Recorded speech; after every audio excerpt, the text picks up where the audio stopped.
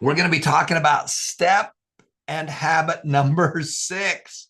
Step and habit number 6 is to make more money with real estate. There's 7 habits, there's 7 steps. They're simple. They're very, very simple. The stuff we teach has got to be so simple that you can do it on the back of an envelope. You got to be able to manage it on one piece of paper. Then we just add more and more layers to it after that. But I want to talk to you a little bit about step number 6, which is to make more money with real estate. Step number 1, you got to earn more money. You just got to make more money with your job and your small business. Number 2, separate it. You got to manage it on one piece of paper. Number 3 is to give and share. 4 is to automatically invest. 5 is to save and to spend. Okay, you got to do that on one piece of paper to track it. Number 6. Number 6 is to make more money with real estate and turn your small business into a large business. And then number 7, of course, is the wealth formula. But I want to talk to you a little bit about real estate, because all of you have to have a place to live, unless you live in some hole in the ground, which I don't think you do. You got to have a place to live. So let's figure out how to do a couple things. One, how to get that home paid off quicker. A big chunk of people are renting, and which is okay. But guys, wouldn't it be fun to own your own home? Wouldn't it be fun to own rental units? Wouldn't it be fun to flip properties? My wife and I have been doing this for decades and decades and decades. It's the main way that we've funded the foundation. We made $10 million buying rental properties. We rented them out for years, and they doubled in value, and all the loans got paid off from the rents that we brought in. And then we donated a bunch of that to the foundation. And that's how the foundation was funded, was with real estate. So the stuff I'm teaching you is real, and that's how it works. But I want to take you in, let's do a little bit of doodling if we can. And so we've already talked about the 7 steps, and we're going to talk specifically about step number 6. Step number 6 is to make more money. And we're going to do that with real estate. Now, what's great about what we have here is that there's all kinds of wonderful classes. You can go over to at the very top of the page when you log in and go to number 3, and it'll take you down to all the courses. You can go down and study successful people. Some of the most successful people that I know in real estate was Robert Allen and Mark Harrelson. And so we have all kinds of classes that they go into very deep detail. But what we have right here is I want to talk to you first about how to make more money. And so we're going to do that right now. So step number 6 is to make more money. Now, in real estate, there are 5 F's, 5 F's that we're going to talk about. Also, there's only out of 100 properties that are out there for sale, only about 3 of them fit our criteria.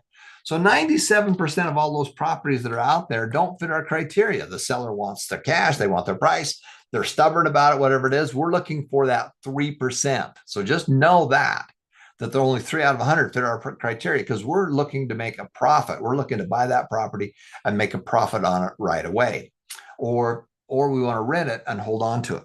Okay, so just be aware that most of those properties don't fit our criteria. Okay, only a small percentage of those fit what we're trying to do. So of those 3 right here, there's the 5 F's. We're going to find it. We're going to fund it. We're going to fix it. Those are the first 3. And then the last right after that is then we're going to either flip it or we're going to farm it.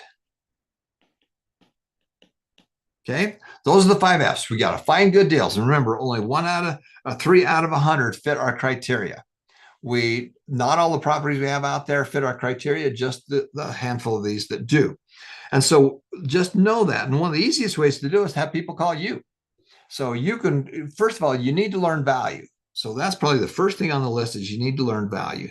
Until you understand value, everything else is worthless. Until you understand price, everything else is worthless. My family has been in the car business for, over 70 years, and we're in 4th generation.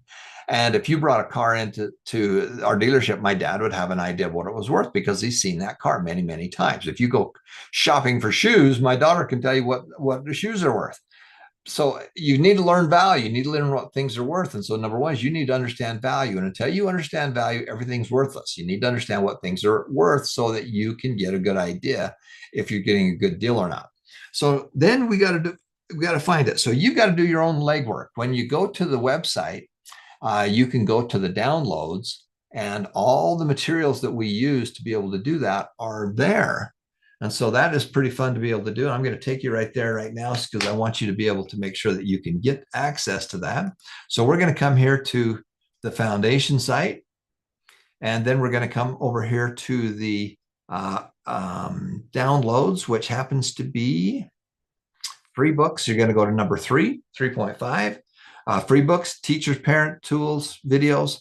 We're going to come over here to the, and again, you guys, all my books are on here. They're all free to read here. You can buy them for cost because we're a foundation on Amazon, and they will ship it to you if you want a hard copy of them. Here's our free downloads right here. So you're going to use some of the things that we created for this. There's your cash flow trackers. Right here, the bargain finder. This is a big deal. This is the thing that we're going to use to find and keep track of all the properties that we do. And then the property scoring system. And again, these are all Robert Allen. Robert Allen taught me all this. My dad taught me about real estate growing up. Robert Allen had a system that he used, and I learned so much from him. And he's a big supporter of the foundation. Then there's some spreadsheets right here on how to find it, fund it, farm it, and a calculator with different scenarios on it. And you can click on that. You can make a copy of it. It's all on Google Docs, so anybody in the world can use it. And it will take you through those steps as well. Okay. And so there's one that has scenarios in it, one that is very simple to be able to use. But the one we want to start with right here is the bargain finder.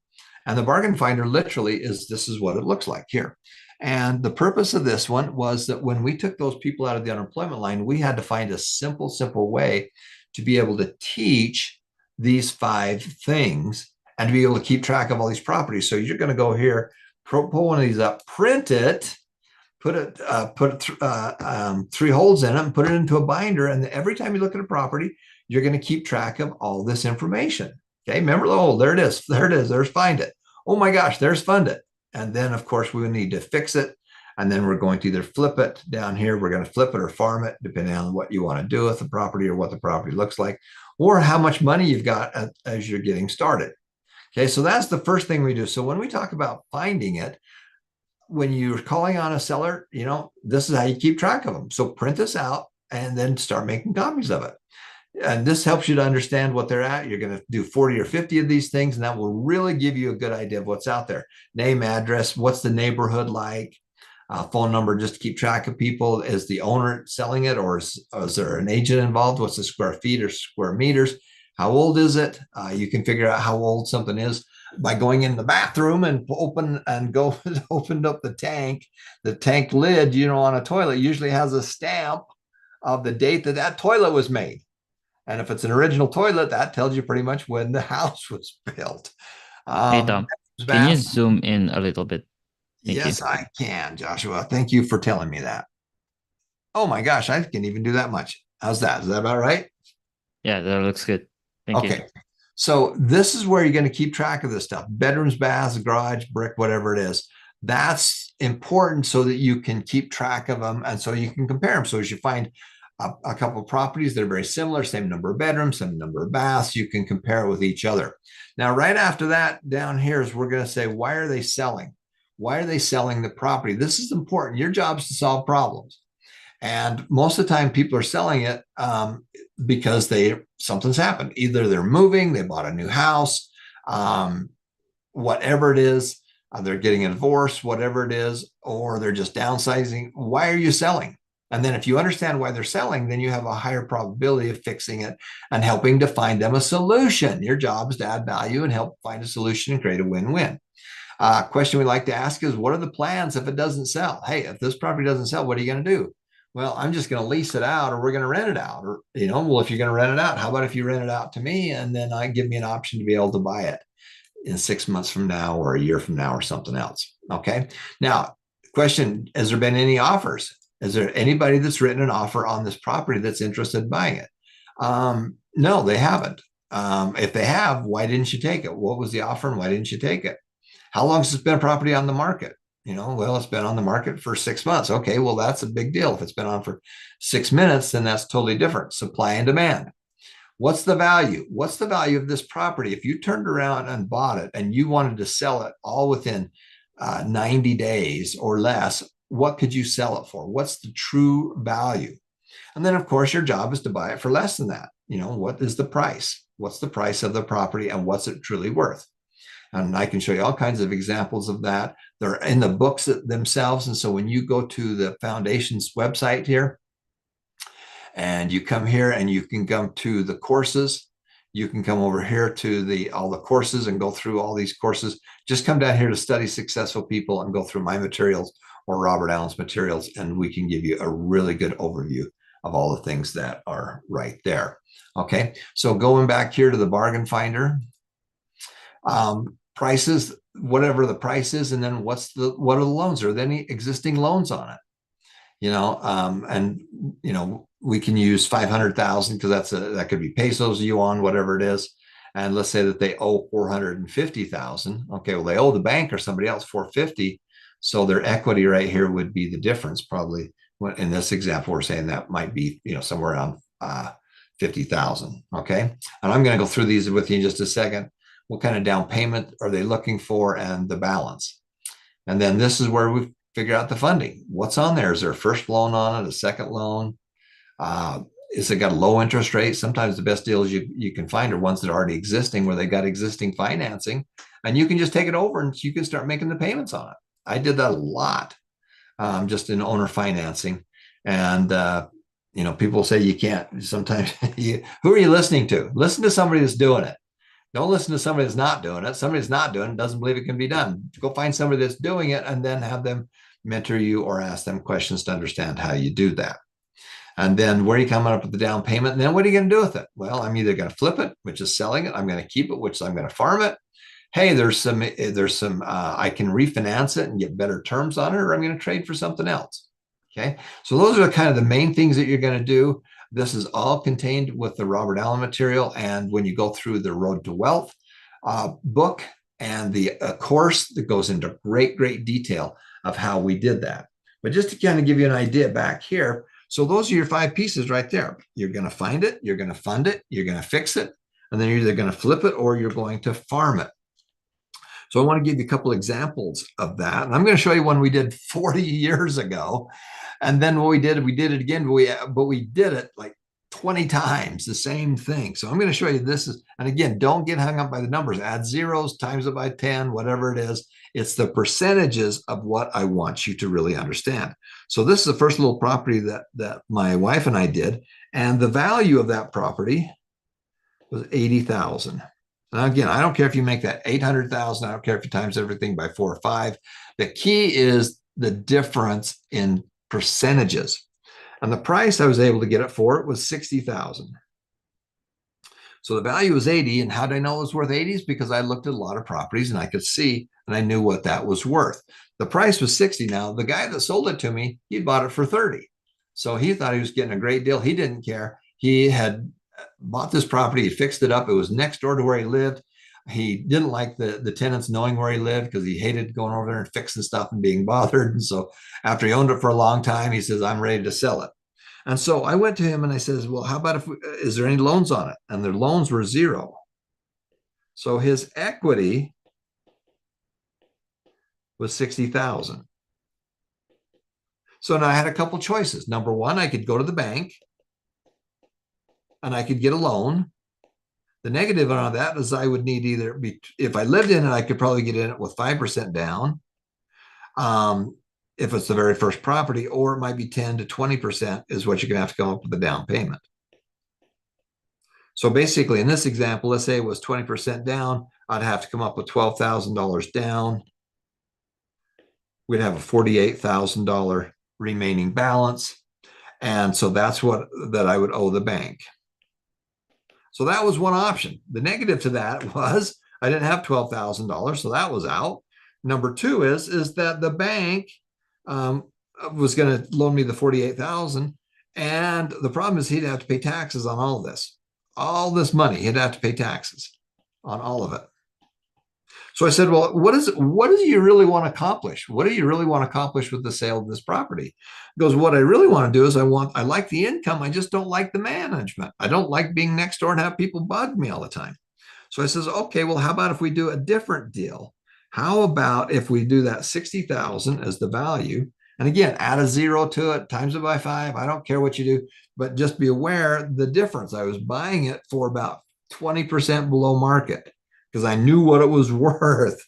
I says, okay, well, how about if we do a different one? How about if I do $5,000 down and then I pay you the $55,000 at 10% for 15 years at $591.03 a month. Okay. Now, again, don't be freaked out by these numbers. These numbers are 40 years old, but I want you to teach you the strategy because I did that same strategy over and over and over and over and over and over and over again.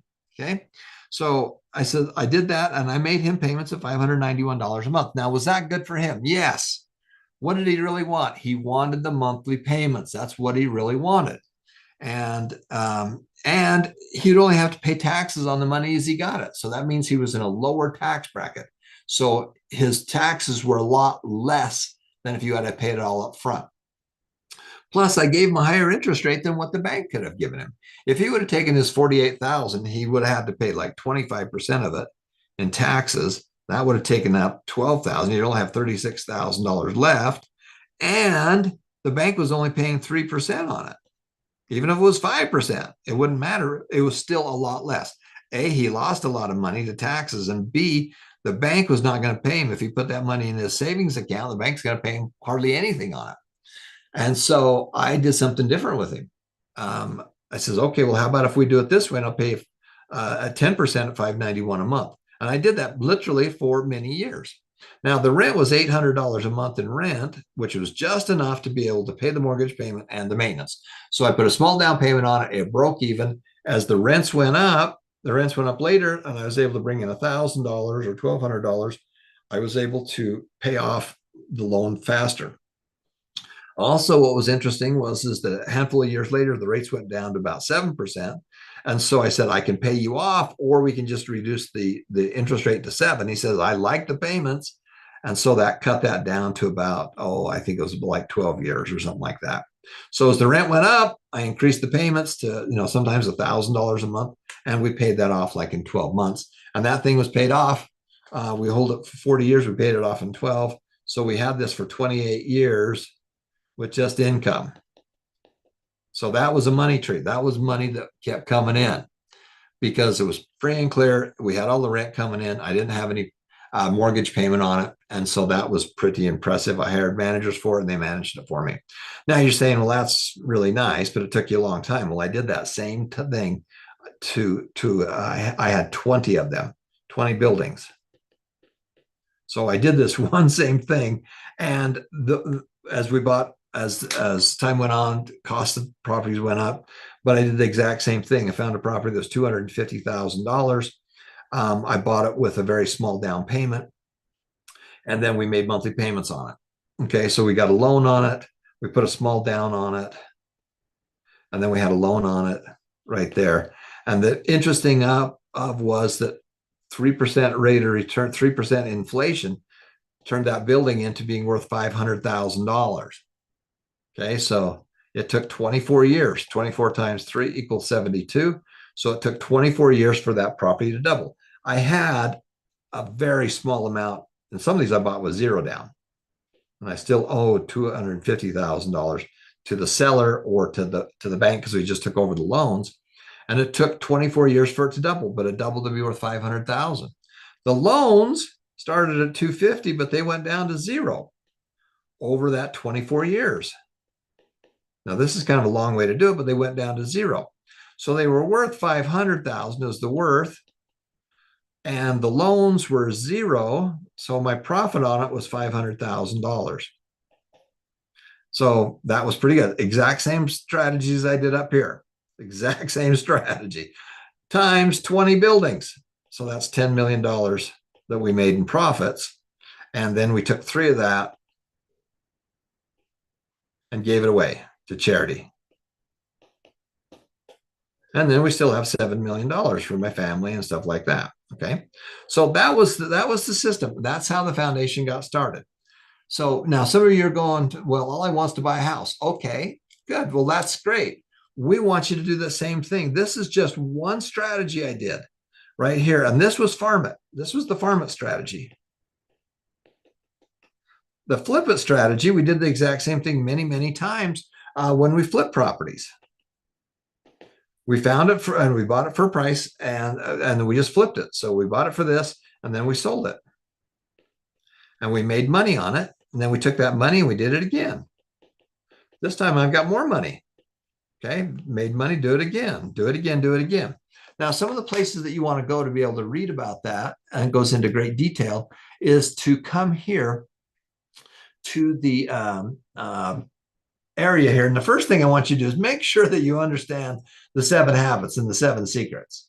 So you come here, and one of the first classes, first thing I want you to do is go through the Share the Wealth and Win. It gives you an overview of the 7 steps. The second part of that is to create your wealth and win, which is a little bit longer, but you'll get the whole system. And then we add layers and layers. And layer number 6 is real estate and business. And so then you're going to come here. I want you to go through these pieces here. Then you can come here and study successful people. Well, who do you want to study? Well, you want to study some of the most successful people. Most of my money we made with real estate and businesses, and I go into great detail on those here. Robert Allen is such a wonderful man, and he's the author of all these great books. He's a personal mentor, a friend of mine, and he's got these wonderful books and courses that he's allowing us to use to help. And so there is a class that he did, in-depth overview. And then there's the books. If you want to be an author, if you want to see the spiritual side of money and him, that's a terrific book right here. He's really into personal development. And so a lot of his materials are all about personal development. Okay. And Ethan, I didn't share that. So Josh, you got to tell me to share. So sorry, I'm going to take you back there one more time, guys. So you're going to come here to courses, go down here to study successful people, go to number 3 courses, then 3.4, study successful people. And then I would come down here and start with Robert Allen. Okay. I want you to start with Robert Allen. You just click on his button right there. And he's got the secrets of wealth, the books and the challenges, how he took the people out of the unemployment line, taught them how to do it. And again, here's books. He's an influencer. He wants to teach other people. This is the spiritual side of his beliefs about how to give back and help other people. This is all deep, deep, deep personal development stuff. The 4 maps, wonderful. Think and Grow Rich is another big product he's done. And then you get into to money courses. So the 7 habits is kind of the basic prerequisite, the simplest, easy thing for most people to do. Then after that, they would probably go to multiple streams of income, because that is taking what I've done and adding another layer, and adding another layer, and adding another layer to it. Then you get down to step, and both this and the 1 Minute Millionaire, which is the book by Mark Victor Hansen, who did all the Chicken Soup for the Soul books. And he and Bob did this book together, which is the 1 Minute Millionaire. And there's an online course that goes with it. Cracking the Millionaire Code, the same, multiple streams of internet income, and then real estate. This is where I want you to go. If you want to buy your own home, you want to own your own home, you want to buy investment properties, you want to flip stuff, you want to make money, this is probably the fastest, quickest, easiest way to be able to do that. And you can get the book if you want the hard copy there. You can take the online course here. And that goes through all that information here. This is the challenge. This is the updated version of that we did 30 years later. We took that same strategy and we taught it to thousands and thousands of people. This is where it started right here. And then we taught it to thousands and thousands of people. Nothing down. If you want to learn how to buy real estate with little or nothing down, there is the online course. And so that's really where I would tell you guys to go. In addition to that, studying successful people, one of the other ones that I'd really advise you to go through is Mark Harrelson. Mark Harrelson is a wonderful guy, and he owned the apartment complex that I was at when I was going to college. I happened to go up to Rexburg my first year of college, and here's his book right here. And this book was the first financial book. This was the first financial book that I ever read, which was Wake Up the Financial Genius Inside You. And, you can read it there. You can do the online course. And this is the first one I learned in college. And then I started working with a new Bob Allen, went to his events and stuff like that. And that's where I really got all that rest of that information to be able to get there. So just kind of up in a quick wrap into real estate. You have to have a place to live. Well, your goal would be to have a place to live. Number two is, let's get it free and clear. There's smart debt and there's stupid debt.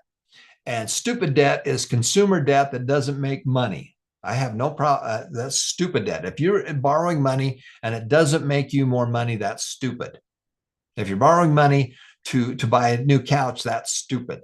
Okay. It doesn't make you money. If you're borrowing money to buy an investment property that's going to go up in value and the renters are going to pay it off for you, that's smart debt. And there's a huge difference between the two. And I don't recommend you should get into personal debt for consumer stuff, but I don't have any problem with getting into smart debt as long as somebody else is paying it off for you. And that's how we made a lot of money, was doing that. So your goals are, one, only about a third of you have your own home.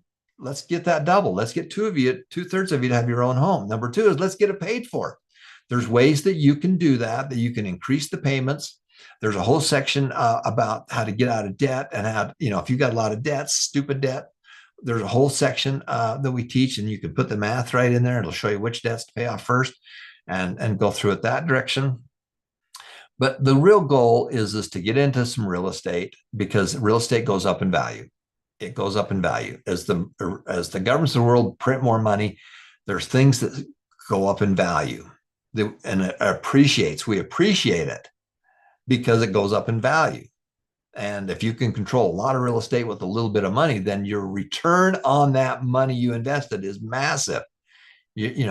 I made $10 million in real estate. It took 24 years to do it, but we didn't have more than, I don't know how much we had in there, probably less than $100,000 in there, but it turned into 10 million.